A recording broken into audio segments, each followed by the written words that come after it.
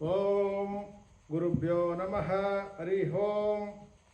ನಮಸ್ಕಾರ ವೀಕ್ಷಕರೇ, ನಾನಿವತ್ತು ಹೋದ ವಿಡಿಯೋದಲ್ಲಿ ಮದುವೆಗೆ ಏಕೆ ವಿಳಂಬ ಆಗುತ್ತೆ ಅನ್ನೋದನ್ನ ಮಾಡಿದ್ದೆ.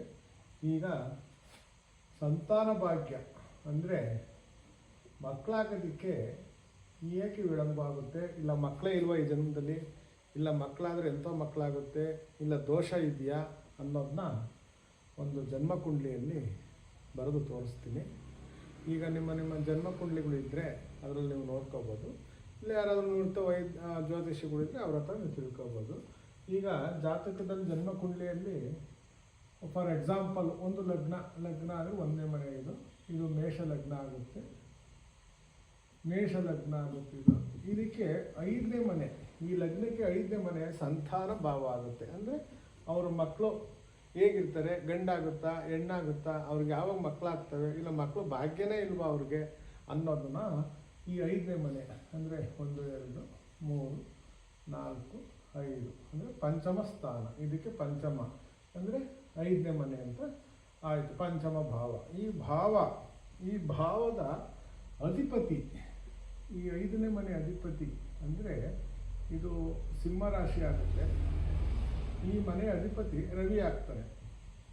ಅಂದರೆ ಅವರು ಹುಟ್ಟಿದ ಲಗ್ನಕ್ಕೆ 5ನೇ ಮನೆ ಸಂತಾನ ಭಾವ ಆಗೋದ್ರಿಂದ ಅಧಿಪತಿ ರವಿ ಆಗ್ತಾನೆ. ಮೊದಲನೇದಾಗಿ ಆ ಮನೆಯ ಅಧಿಪತಿ, 5ನೇ ಮನೆ ಅಧಿಪತಿ ಯಾರು? ರವಿ. ಎರಡನೇದಾಗಿ ಈ ಸಂತಾನ ಭಾವಕ್ಕೆ ಕಾರಕ ಗ್ರಹ, ಕಾರಕ ಯಾರು?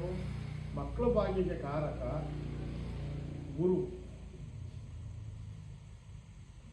ಮಕ್ಕಳು ಭಾಗ್ಯಕ್ಕೆ ಕೊಡಬೇಕು ಅಂದರೆ ಕಾರಕನಾದ ಗುರು.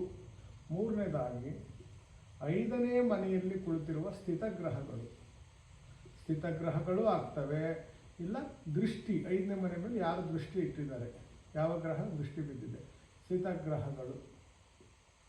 ಈ ಮೂರನ್ನು ಇವು ದೋಷಪೂರಿತವಾಗಿದೆಯಾ, ಬಲವಾಗಿದೆಯಾ, 5ನೇ ಮನೆ ಸಂತಾನ ಭಾವ ಶಕ್ತಿಯಾಗಿದೆಯಾ ಅನ್ನೋದನ್ನ ನಾವು ನೋಡ್ತೀವಿ. ವೀಕ್ಷಕರೇ, ಈ ಜನ್ಮಕುಂಡಲಿಯಲ್ಲಿ 5ನೇ ಮನೆ ಪಂಚಮ ಭಾವ ಭಾರಿ ಶ್ರೇಷ್ಠ.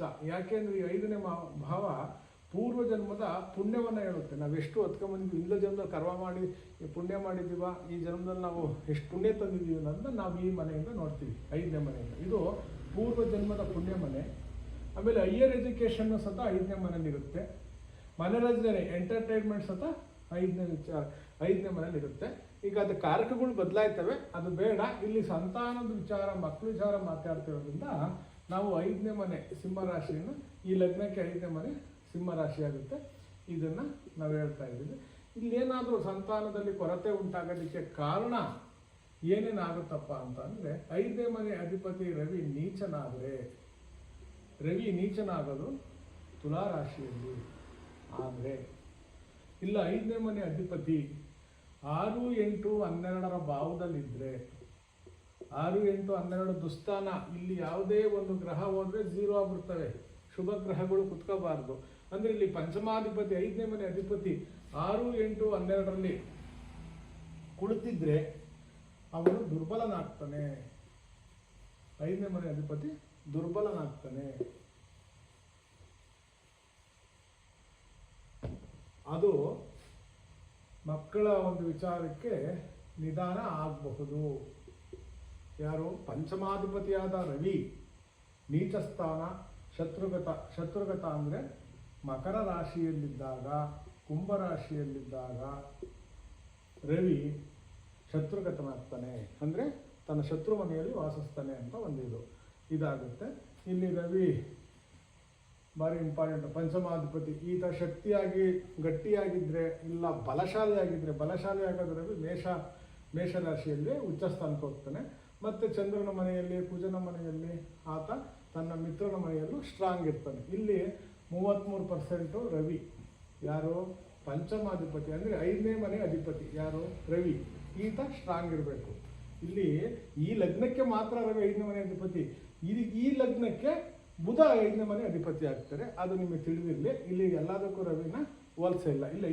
ಈ ಒಂದು ಲಗ್ನಕ್ಕೆ ಮಾತ್ರ ರವಿ ಅಧಿಪತಿ ಸಿಂಹರಾಶಿ ಅಧಿಪತಿ ಆಗೋದ್ರಿಂದ ಅದು 33%. ಒಂದು ಬಲನ ಆಗಿದ್ದರೆ ಮಕ್ಕಳಾಗೋ ಸಾಧ್ಯತೆ 33% ಬರುತ್ತೆ. ಕಾರಕನಾದ ಗುರು ಕಾರಕ. ಈ ಒಂದು ಜಾತಕದಲ್ಲಿ 5ನೇ ಮನೆ ಸಂತಾನ ಭಾಗ್ಯದ ವಿಚಾರಕ್ಕೆ ಗುರು ಕಾರಕ. ಈತನ ಬಲ ಬೇಕು. ಈತನು ಸ್ವತಃ 33% ಮಕ್ಕಳಾಗೋ ವಿಚಾರಕ್ಕೆ ಈತನ ಬಲ ಬೇಕು. ಈತನು ಸ್ವತಃ ಸ್ಟ್ರಾಂಗ್ ಇರಬೇಕು. ಗುರು ಉಚ್ಚ ಸ್ಥಾನದಲ್ಲಿದ್ದರೆ, ಅಂದರೆ ಕಾರಕನಾದ ಗುರು ಕಟಕ ರಾಶಿಯಲ್ಲಿದ್ದರೆ, ಇಲ್ಲ ತನ್ನ ಸ್ವಂತ ಮನೆಯಾದ ಧನಸ್ಸು ರಾಶಿಯಲ್ಲಿದ್ದರೆ, ಇಲ್ಲ ಮೀನರಾಶಿ 12ನೇ ಮನೆ ಆಗುತ್ತೆ. 12ನೇ ಮನೆಯಲ್ಲಿ ಗುರು ಇಲ್ಲೂ ಕಾರಕತ್ವ 0 ಆಗೋ ಸಾಧ್ಯತೆ ಇರುತ್ತೆ. ಆದರೂ ಸ್ವಂತ ಮನೆ ಇರೋದ್ರಿಂದ ಒಂದು 25% ನಾವು ಭಾವಿಸ್ಬೋದು ಶಕ್ತಿ ಆಗ್ತಾನೆ ಅಂತ.